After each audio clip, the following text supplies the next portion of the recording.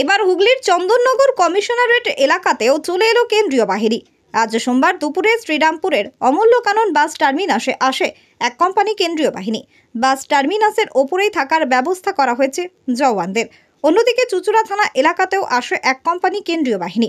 চুঁচুড়ার ধান্য গবেষণা কেন্দ্রের ভিতর ট্রেনিং সেন্টারে থাকার ব্যবস্থা করা হয়েছে তাদের। জানা গেছে ডানকুনিতেও থাকবে এক কোম্পানি কেন্দ্রীয় বাহিনী। তারকেশ্বরের সর্বপ্রথম মডিউলার ওটি যুক্ত hospital Tarakeswar Apollo multi speciality hospital. যোগাযোগ নাম্বার 03212276400 অথবা 9474147604।